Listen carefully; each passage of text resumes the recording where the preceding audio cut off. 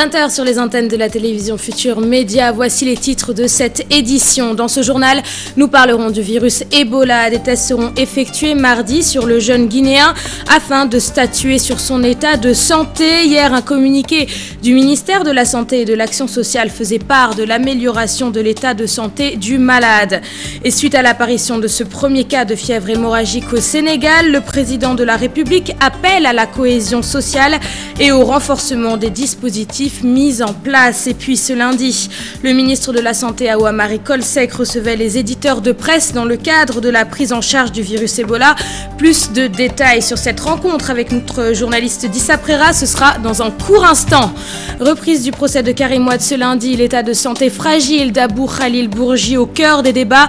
Les avocats de la défense demandent le renvoi du procès. Ce lundi 1er septembre marque les 12 ans du groupe Futur Média et pour marquer le coup, une vente du journal L'Observateur a été organisée par les directeurs, les journalistes et les animateurs. L'occasion également pour Youssou N'Dour de féliciter ses troupes et d'aborder certains sujets politiques. Dans ce journal, nous ne manquerons pas de parler de cette incroyable performance des Lions du basketball actuellement à Séville pour les championnats du monde. Ils ont battu la grande équipe de la Croatie 77-75. Voilà pour les titres. Le développement, c'est dans un court instant.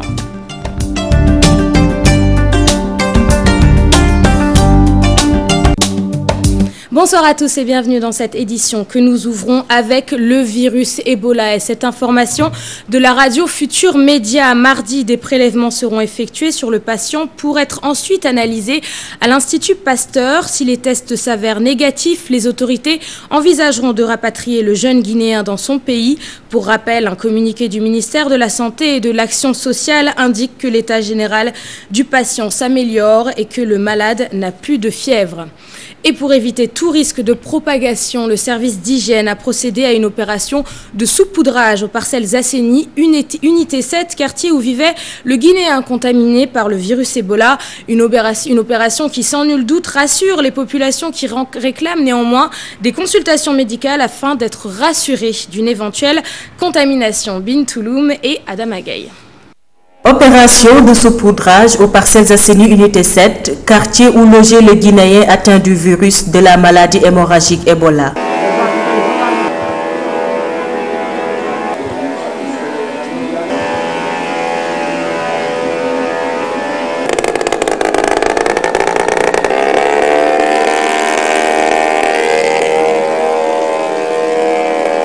Vaincre le virus par la propreté, une initiative des bonnes volontés des parcelles Assainies en partenariat avec le service d'hygiène. Il n'y a aucun cas qui s'est déclaré, il n'y a pas eu d'infection au niveau de la famille d'accueil.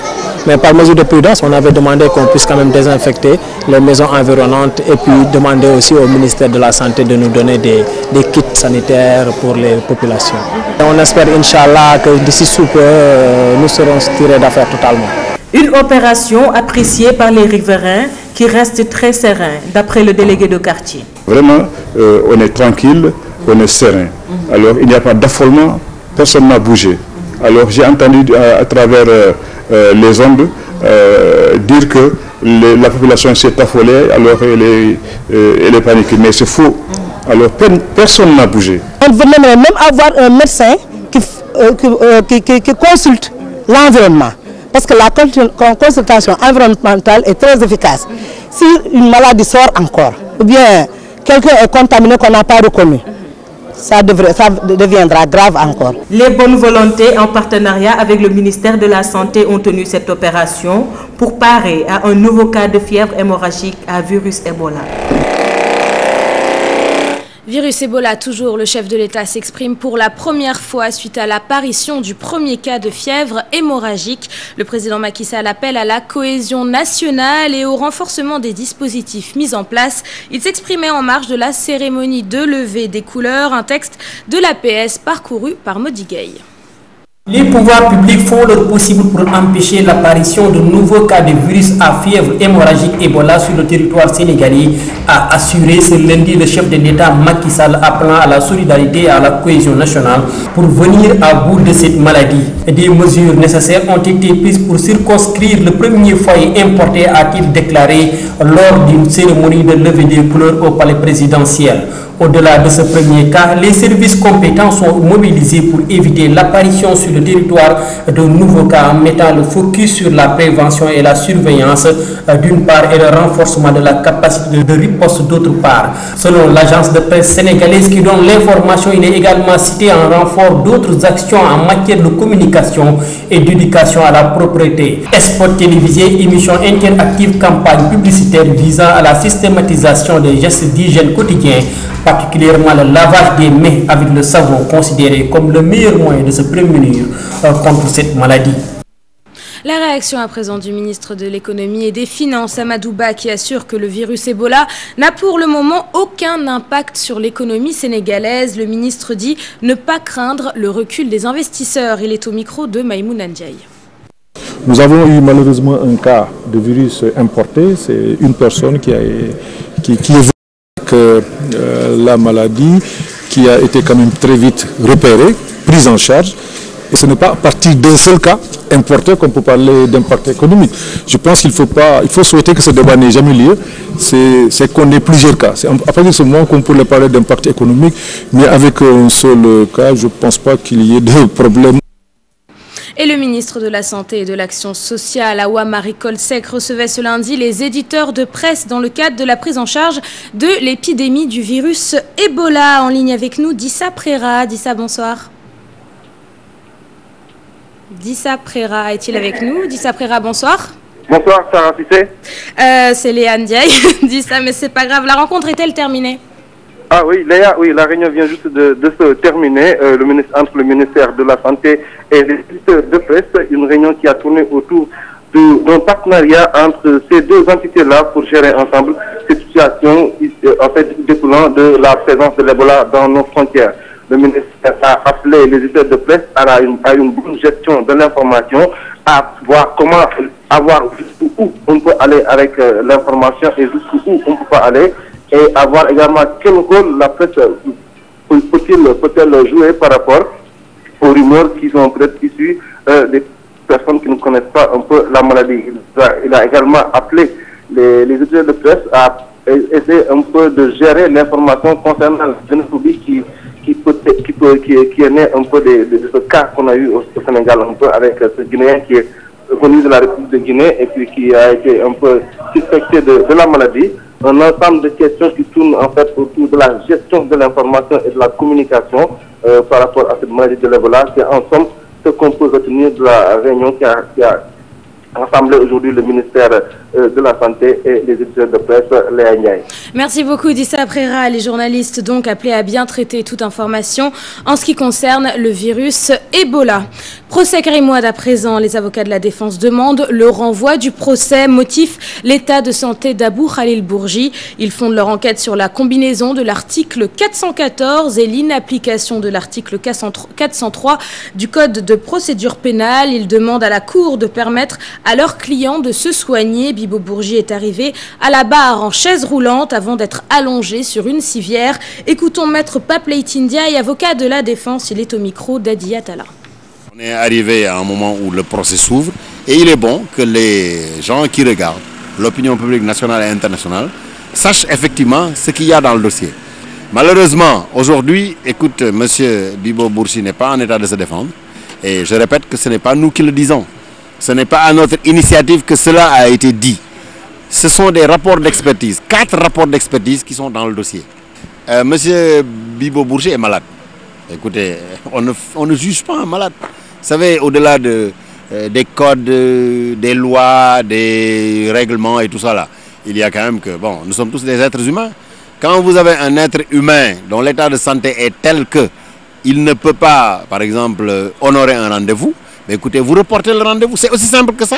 Il y a des choses avec lesquelles il ne faut pas, on va dire, il ne faut pas transiger. Et puis, la mort du Sénégalais Charles-Alphonse Ndour, sauvagement assassiné à Tanger, soulève un sujet délicat. Existe-t-il une discrimination envers les Sénégalais au royaume chérifien? Des compatriotes qui ont vécu au Maroc dénoncent certains actes à caractère xénophobe. Ils vont même jusqu'à plaider le retour des Sénégalais qui ne se sentiraient pas en sécurité à l'étranger. Ibrahima Kamara et Modou Diop. Des heurts qui éclatent une fois de plus entre Marocains et subsahariens. Un Sénégalais tué et d'autres arrêtés par la police marocaine. Xénophobie, racisme, des réalités que dénoncent des Sénégalais qui ont vécu au royaume chérifien. Il m'est arrivé de vivre des situations qui, sincèrement, qui étaient très difficiles, comme étudiante et en tant que fille aussi.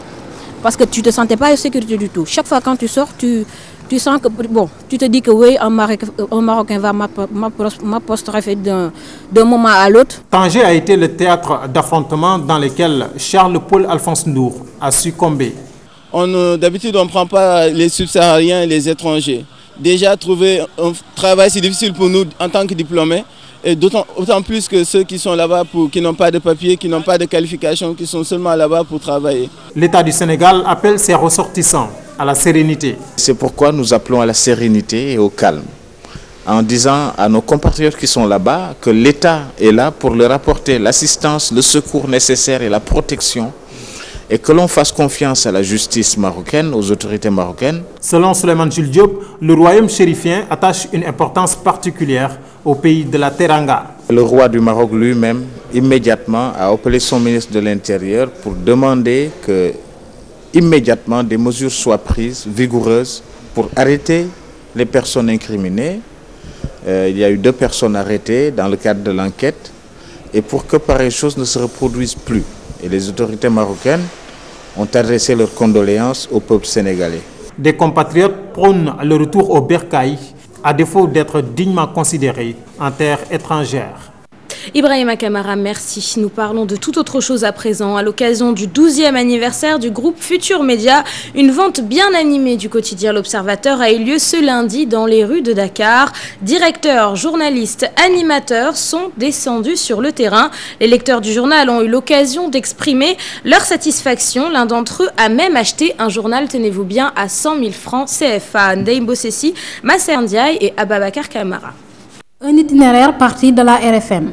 Différents points de vente dont la place de l'Indépendance, le marché Sandaga ou alors la poste de la Médina.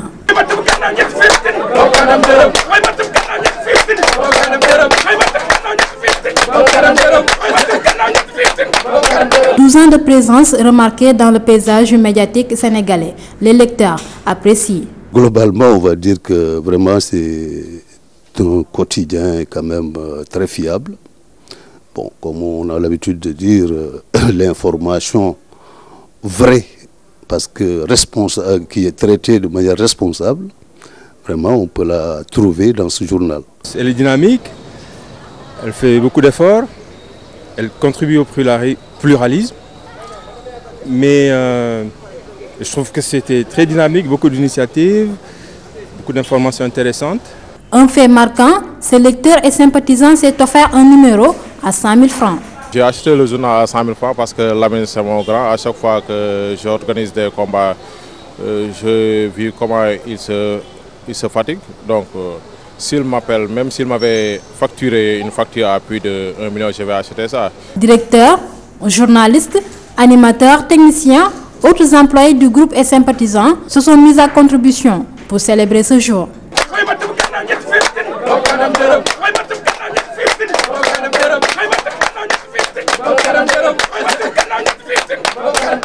Et bien sûr, le président du groupe Futur Média, Youssou N'Dour, s'est exprimé à l'occasion de ce 12e anniversaire. Il félicite son personnel et appelle à redoubler d'efforts pour maintenir le cap. Il s'est également exprimé sur les sorties des présidents à l'extérieur pour faire des déclarations sur leur pays. Il est au micro de Ndeye Bossessi. Je crois que Futur Média a été une option claire dès le départ, basée à la Médina avec une vision. Je pense que tout le monde a adhéré. Et aujourd'hui, nous avons une équipe qui joue les premiers rôles ici au niveau du Sénégal dans le cadre des médias. J'ai annoncé ici que le 27 septembre, nous allons célébrer ces 12 ans.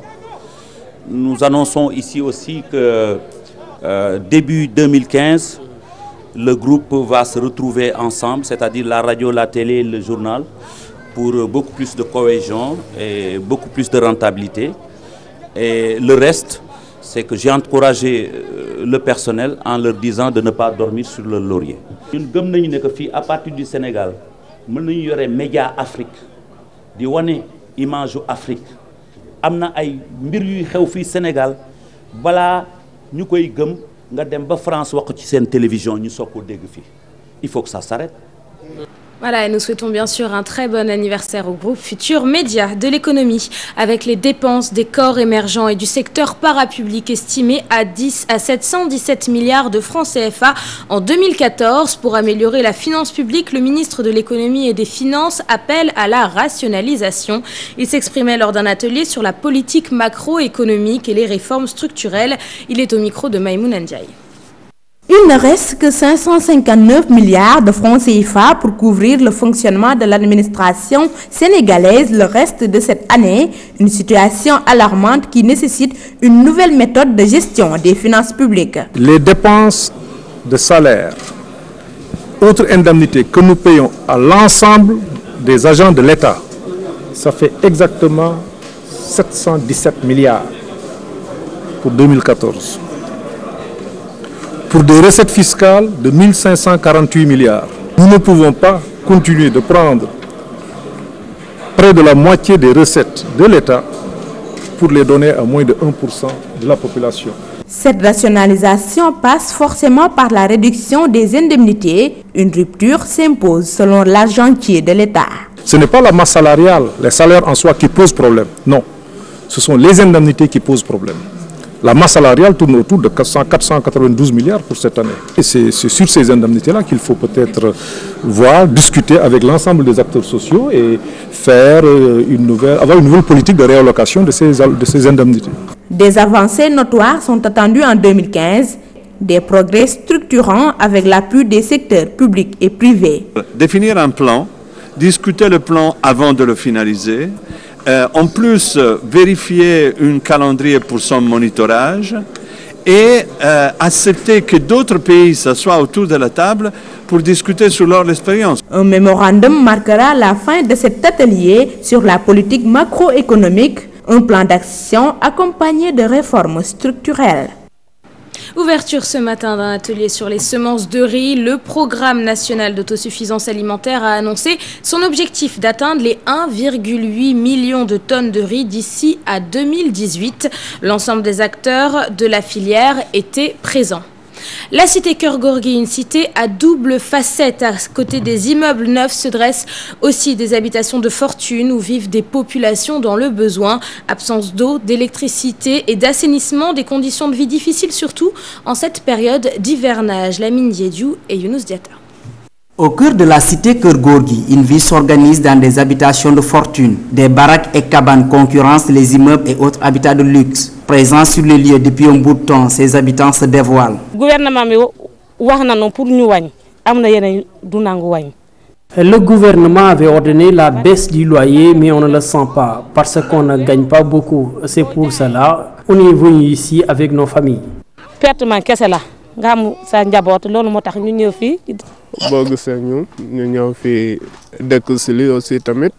C'est parce qu'on n'a pas le choix. En plus, on n'a pas de moyens et la vie est dure. On n'a pas de latrine ni d'eau. On est obligé de quémander même de l'eau.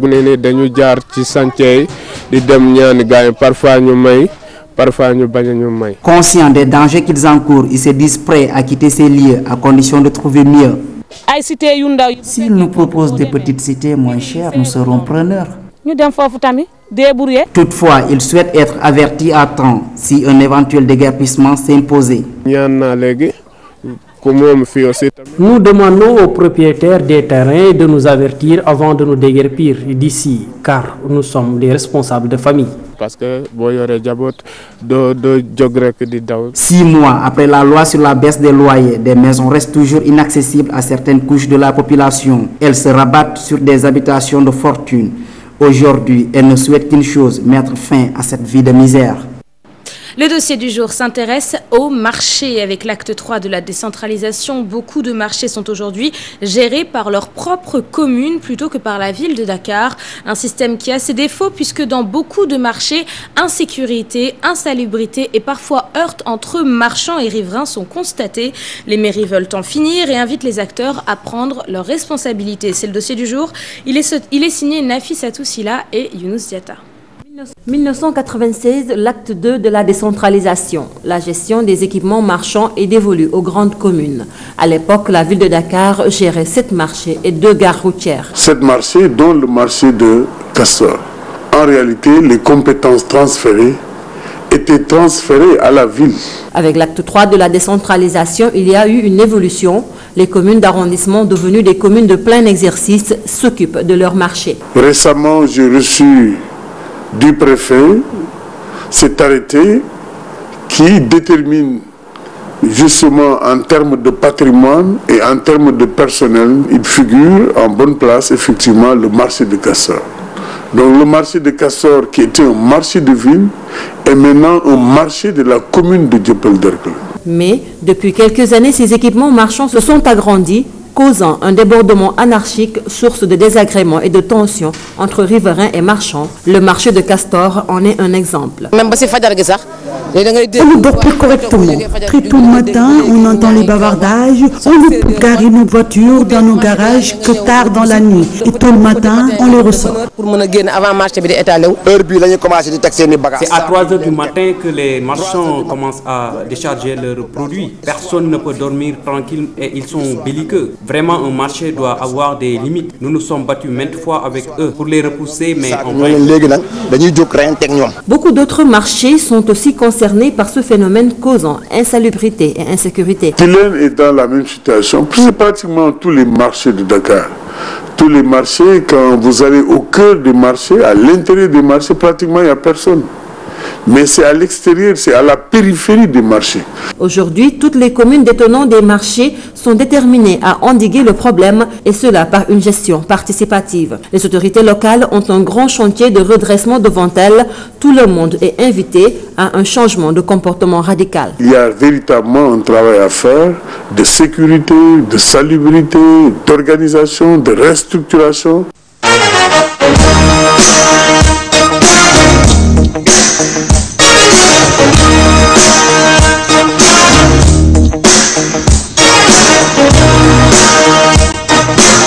Une page des sports que nous ouvrons avec cet énorme exploit des Lions à Séville. Ce matin, notre équipe nationale a réussi à faire tomber la 11e équipe du monde, la Croatie. Les Poulains confirment ainsi mériter leur place dans ce championnat du monde de basketball. Ils l'ont emporté 77 à 75. Le point avec notre envoyé spécial à Séville, Boubacar Campbell-Dia.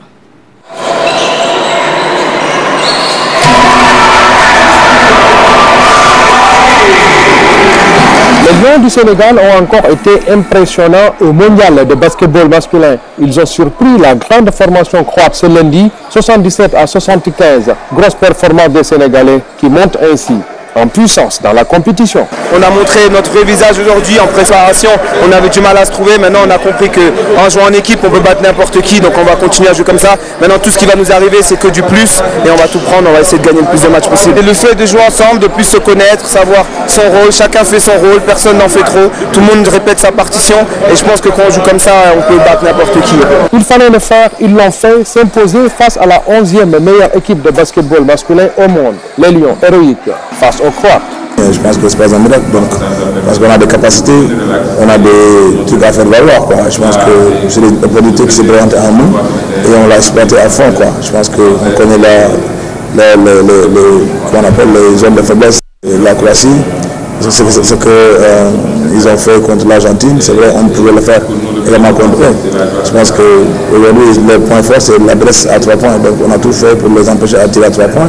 Deux victoires, une défaite, les Lions du Sénégal débutent bien la Coupe du Monde de basketball masculin avant de croiser le fer mercredi et jeudi prochain, respectivement contre l'Argentine et les Philippines, qui sont également deux grosses pointures du basketball mondial chez les garçons. Et face à cet exploit des Lions du basketball, le président Macky Sall a félicité l'équipe nationale pour cette brillante prestation. La première édition du combat libre Free Fight a eu lieu ce week-end dans le quartier de Grand Yoff. Au menu 6 combats, le promoteur de la discipline entend bien faire sa promotion au Sénégal. Chertidiane Dione et Alioune Diagne. Free Fight, littéralement combat libre en français, il s'agit d'un sport de combat complet associant pugilat et lutte au corps à corps dans lequel les deux combattants peuvent utiliser de nombreuses techniques telles que des coups de poing, des coups de pied, entre autres. Aujourd'hui, nous organisons une compétition de mix martial art, les arts martiaux mix, plus connus sous le nom de Free Fight. Donc c'est une discipline très en vogue actuellement aux États-Unis et comme son nom l'indique, comme vous avez pu le voir, ça inclut des techniques de coups de pied, des techniques de boxe anglaise, des techniques de Muay Thai, parce qu'au début, quand on est debout plutôt, ce sont les techniques de Muay Thai. En combat rapproché, ce sont les techniques de judo et de lutte. Et au sol, ce sont les techniques de grappling. Donc c'est un tout. Les techniques de main ouvertes sont interdites. Les pics au jeu sont interdites. Les techniques au-dessous de la ceinture, que ce soit des coups de pied ou des coups de poing, sont interdits. C'est quand même une discipline qui a ses règles. Une discipline sportive qui existe depuis très longtemps dans plusieurs pays européens et américains. Maître Damsek en fait la promotion au Sénégal. Le premier objectif, c'est faire en sorte que les combattants puissent, si je peux me permettre, puissent vivre de leur discipline. Parce que nous avons des primes que nous avons mis en jeu. Là, pour cette compétition, il y a une prime de 400 000 qui sera distribuée entre les 6 catégories de poids. L'autre intérêt, c'est faire en sorte que le public sénégalais découvre une discipline de combat attractive. Là, nous avons la lutte avec frappe, qui est la plus prisée au Sénégal.